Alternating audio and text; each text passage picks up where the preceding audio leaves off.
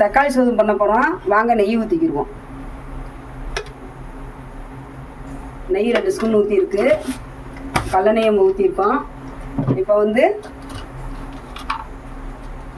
பட்டை, சுருள் பட்டை தான், அது சின்னதாக எடுத்து வச்சுருக்கேன்.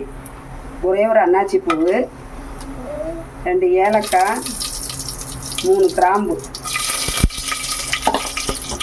இப்போ இந்த ஸ்பூனில் 1/2 ஸ்பூன் பெருஞ்சீரகம் எடுத்து வச்சுருக்கேன். இப்போ வெங்காயம் எடுத்து வச்சுருக்கோம். 4 வெங்காயம் நறுக்கி அதையும் எடுத்துக்கிறோம்.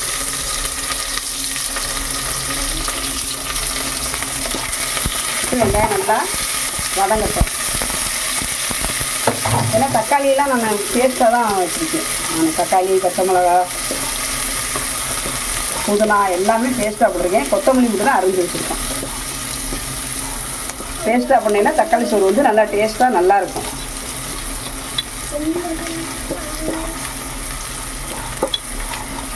நல்லா வதங்கட்டும்.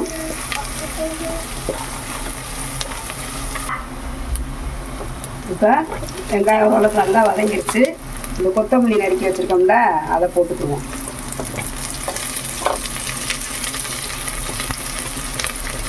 இப்போ கொத்தமல்லி ஓரளவுக்கு லைட்டாக வதங்கினா போதும், ரொம்ப வதங்கணும் கூட தேவையில்லை.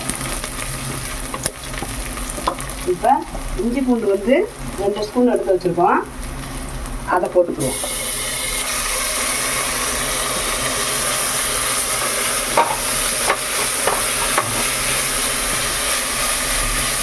பச்சை மிளகா வந்து நம்ம 2 தான் அந்த தக்காளியோட பச்சை மிளகா, புதினா, தக்காளி போட்டு அரைச்சி வச்சுருக்கோம். அதனால 1 கிளாஸ் தானே அரிசி எடுத்துருக்கோம், ஜீரக சம்பா. அதனால் 1/2 ஸ்பூன் போட்டால் போதும் தனி மிளகா. ஏன்னா சின்ன பிள்ளைலாம் சாப்பிடுங்கள்ல, அதனால் உரப்பு வந்து கம்மியாக சேர்த்துருக்கோம்.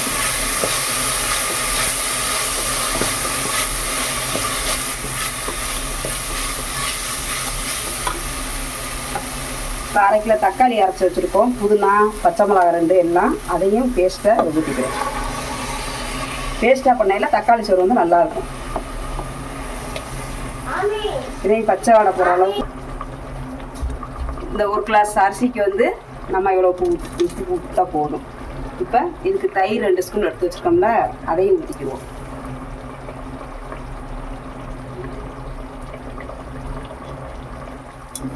நல்லா தக்காளி இதெல்லாம் நல்லா ஓரளவுக்கு வேகட்டும்.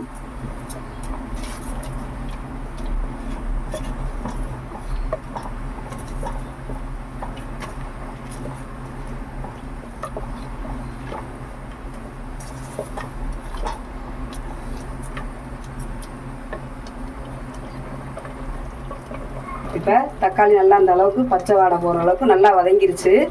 இப்போ நம்ம வந்து அந்த 1 கிளாஸ் அரிசிக்கு வந்து தண்ணியை ஏற்கனவே அளந்து தான் வச்சுருக்கோம், ஊற்றிருக்கேன். இப்போ அடுத்து இன்னொரு கிளாஸ் ஊற்றிக்கேன். அப்போ மொத்தம் இதுக்கு 2 கிளாஸ் அந்த 1 கிளாஸ் அரிசிக்கு. இப்போ நல்லா கிண்டி விட்டுக்கிட்டு அரிசியை போட்டுக்கிடுவோம்.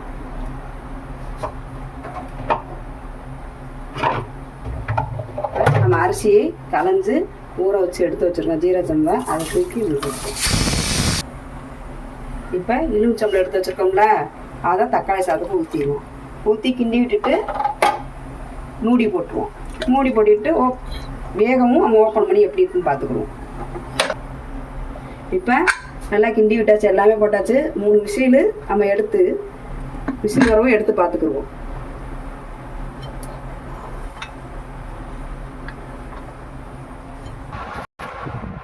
இப்போ தக்காளி சோறு நம்ம வந்து வச்சு எடுத்துருக்கோம்பா. 3 விசில் வந்திருக்கு, வச்சு எடுத்துருக்கோம். இப்போ எப்படி இருக்குன்னு நம்ம ஓப்பன் பண்ணி பார்ப்போம். ஏர் போயிடுச்சான்னு பார்த்துக்கோம். இப்போ தக்காளி சோறு நல்லா வந்திருக்குப்பா, பேஸ்ட்டாக அரைச்சது சூப்பராக வந்துருச்சு.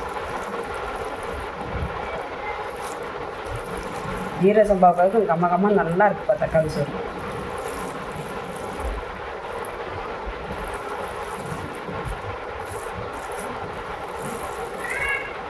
நல்லா வந்துருச்சு.